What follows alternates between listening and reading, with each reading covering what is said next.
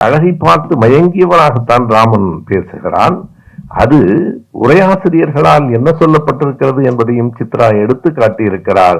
அவன் அழகை பார்த்து, அந்த பெண்ணின் அழகை பார்த்து ராமன் பாடுவதை, ராமன் எண்ணுவதை ஒரு மரியாதையாக அவன் பார்த்தான் என்று சொல்லுகிறது. மரியாதையாக பார்த்ததாக கம்பராமாயணத்தை படித்த போது எனக்கு தோன்றவில்லை.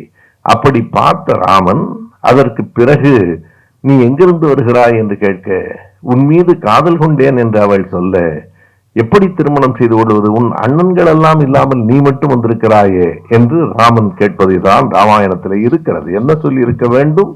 இல்லை இல்லை, எனக்கு ஏற்கனவே திருமணமாகிவிட்டது என்று சொல்லி இருந்தால் அது நேர்மையானது. எப்படி நீ மட்டும் தனியாக வந்திருக்கிறாய், எல்லோரும் வந்தால் தானே நாம் திருமணம் செய்து கொள்ள முடியும் என்று கேட்டு அவள் நெஞ்சத்தில் ஒரு ஆசையை வளர்த்து, அதற்கு பிறகு அவள் கோபக்காரியாகி அவள் ஒரு கட்டத்தில் எப்படி வதைக்கப்படுகிறாள் என்பதை அந்த கம்பராமாயணம் சொல்லும்.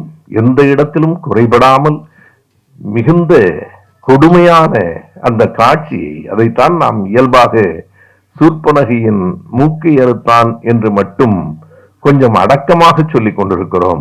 அப்படி இல்லை.